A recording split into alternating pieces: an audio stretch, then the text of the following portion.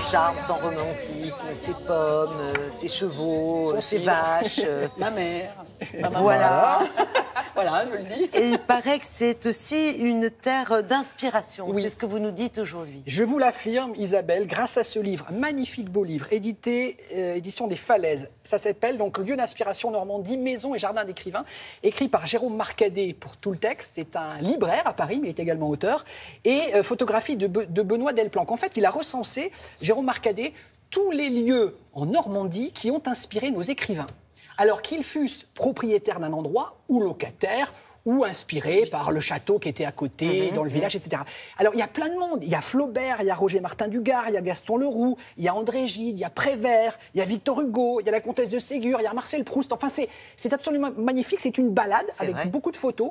Et en fait, on savait plus ou moins, mais on avait oublié que tous ces gens-là étaient inspirés par la Normandie. On se souvenait de Proust, Cabourg, il y a un lien. Bien sûr. Donc, nous avons rencontré Jérôme Marcadet. En plus, on a envie, après, à l'issue, une fois qu'on a acheté le bouquin, c'est d'aller sur les traces. Évidemment, on devrait d'ailleurs faire un minibus Télématin et partir, tellement on a envie d'y aller. On va le commander pour la fin de Oui, l'émission. voilà, on va attendre juste la fin.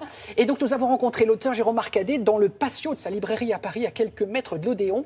Nous sommes en plein Paris, mais ça sent bon la Normandie, regardez. Dans la maison de Normandie, tout a rouillé, tout a jauni, mais le bonheur est encore là, blotti. Bonjour Jérôme Marcadet. Bonjour Damien. Commençons notre balade chez le papa d'Arsène Lupin, Maurice Leblanc. On est à Étretat, département Seine-Maritime. Oui. Belle grande maison. Effectivement, Maurice Leblanc avait acquis cette maison dans les années 20 avec les droits d'auteur de ses premiers succès, les aventures d'Arsène Lupin. Il a écrit dans cette maison. C'était pas uniquement un lieu où il allait 1 ou 2 fois par an. Il était vraiment là. Tout à fait, il y écrivait et il y trouvait aussi ses sources d'inspiration. Plusieurs des aventures d'Arsène Lupin se passent à Étretat et dans le pays de Caux. Alors on imagine très bien d'ailleurs Arsène Lupin surgir au détour d'une porte ou derrière un arbre du jardin.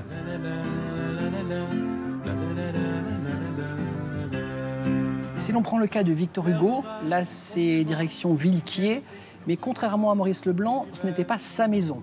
Alors non, effectivement, c'était la maison des beaux-parents de sa fille, les Vacquerie. Cette maison, il y était particulièrement attaché pour des raisons malheureusement dramatiques. Ouais. Puisque sa fille Léopoldine est morte noyée avec son mari. Noyade juste devant la maison, la Seine passant devant. Voilà, ils se parce que sont cette noyés. maison est vraiment en bordure de Seine. Et c'est vrai que ça lui a inspiré les plus beaux vers des contemplations. Oh, je voudrais tant que tu te souviennes des jours heureux où nous étions amis. Dans le cas de Jacques Prévert, on va plutôt du côté de la Hague, Oui, dans la Manche, dans le Cotentin, aux confins du Cotentin, Aumonville-la-Petite. au Montville-la-Petite. Il avait craqué pour la région, je crois, parce qu'il avait le sentiment, Prévert, d'être au bout du monde.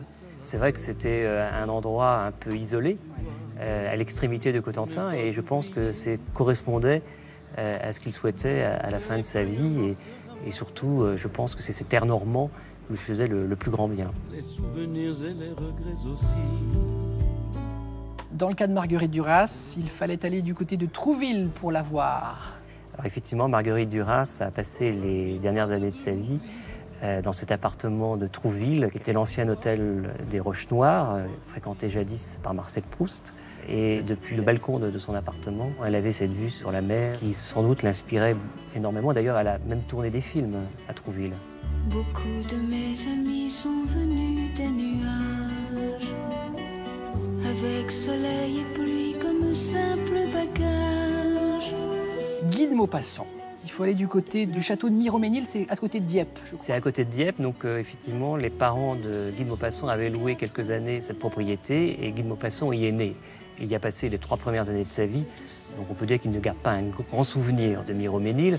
En revanche, on le retrouve plutôt à Étretat, et la maison qu'il avait fait construire sur un terrain de sa mère qui s'appelait la Guillette et qui avait la particularité d'avoir une calorge. C'est un bateau de pêche typique de la côte normande qu'on transformait en petite maison d'habitation.